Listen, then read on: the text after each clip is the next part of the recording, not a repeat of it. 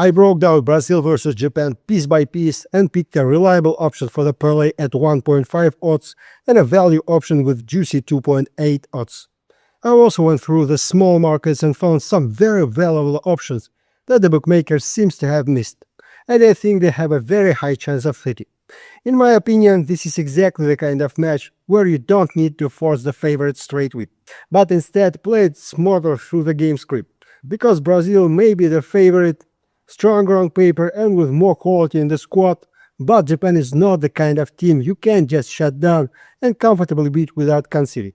And now I'll explain my logic. Brazil finished the group stage in first place, collected 7 points, but the performances still left some questions. The opening 1-1 against Morocco showed that this current Brazil side doesn't always break down compact defenses easily. They can look heavy when the opponent sits deep and takes away space. But after that, Brazil improved. 3-0 against Haiti, 3-0 against Scotland, and especially the Scotland game showed that their attacks started to click. Vinicius is on fire right now, scoring in every group game. Ryan on the right adds speed and width, and Neymar's return gives them another weapon for the late stage.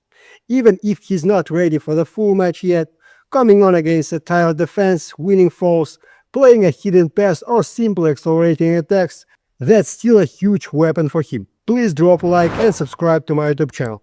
Here you will find really deep and well-argued match analysis. Thanks, let's keep moving. I think Brazil would definitely create their chances here. Japan are well organized, disciplined, know how to press and transition quickly, but defensively, they have some issues that were dangerous specifically against Brazil. At times, the Japanese narrow their defensive line too much, closing the center, but because of that, they leave corridors on the flanks. And for Vinicius and Ryan, that's basically it. Brazil know how to overload one flank, drag the opponent there, and then suddenly switch the ball into open space. And if the Japanese defenders start reacting late, it immediately opens up one-on-one cutbacks, set pieces and shots from dangerous positions. Plus, Brazil have a big advantage on set pieces. Their center backs are strong and physically dominant, and against one of the shortest squads in the tournament, that can become a separate weapon. But despite all that, I don't believe that will be a completely dry and one-sided game. Japan have already shown in this tournament that they can cause problems for favorites.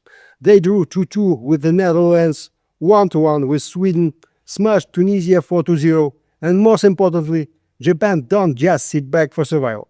They know how to transition quickly from defense into attack, move very well off the ball, and use open spaces. And Brazil can leave those spaces, because their defensive flanks don't look completely solid, especially on the right, where Danilo could have a lot of problems against Japan's space. Guys, here's my Telegram and my stats. I work as transparently and honestly as possible. I even pay taxes as an individual entrepreneur. I am one of the few in this space who actually works openly and fairly. The link is in the description below. I believe Japan will definitely get their chance in attack. Maybe through a counterattack, maybe through the wing, maybe through a mistake in Brazil's build-up. But they will not be left without opportunities. That's why I like the other scenario here. Brazil will have the initiative, attack a lot, push through the flanks, look for Vinicius, and bring Neymar into the game late. Japan will absorb pressure but respond with quick counters, and that's exactly the type of style that can open this game up. In the playoffs, many expect cautious football, but in this matchup, there are simply too many factors for goals. Brazil's strong attack, Japan's vulnerable flanks, dangerous Japanese counters, and Brazil's own not-so-perfect defensive structure. So for the main parlay, I am taking total over 2. And for the wild parlay, I really like the 1-2 plus both teams to score yes at 2.8. And separately, guys, I want to point out 2 very interesting small markets in this match, where in my opinion there is a real value. The first one is Brazil yellow cards. I honestly think the bookmakers slightly underestimated this market because the line looks like Brazil will have a calm game and might even finish without any bookings. But if we dig into the numbers, the picture is completely different. I looked at Brazil's last 30 matches including friendlies, and only in 2 of them Brazil finished without a yellow card. That means in 11 out of 13 matches at least 1 yellow landed. That's already a serious signal. And if we look at Japan, the story is interesting too. Japan press aggressively, move a lot, constantly force opponents into tougher challenges and tactical falls. In Japan's last 15 matches, only in 5 cases their opponent finished without a card, and in 10 games at least one yellow for the opponent landed easily. Plus, if we look at head-to-heads, in 3 of the last 4 games against Japan, Brazil also picked up at least one yellow. For me, this looked like a very solid angle. I think Brazil will have to stop Japan's quick attacks many times, especially through the flanks, where the samurai have real pace, and that always brings fall and card risk. So Brazil over one yellow card at good odds looks very strong for the parlay. And if we want to take a little more risk and push the odds up, I would take Brazil handicap 0 in yellow cards at even money. Guys, in high odds I don't like using my main bankroll because odds above 2 are always risky.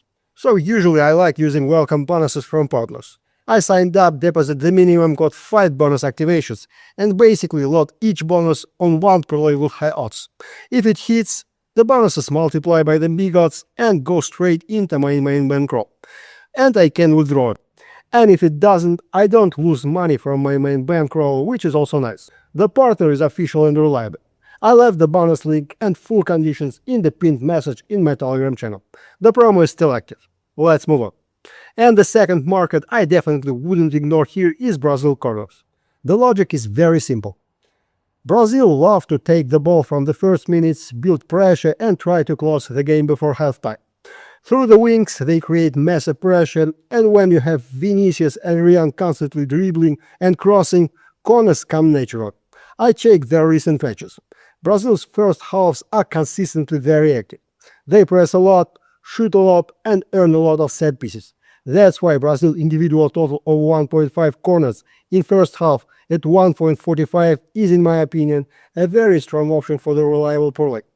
The line looks soft, and if you want bigger value, I would try Brazil over 2.5 corners in the first half or even minus 1.5 corners handicap at 2.4.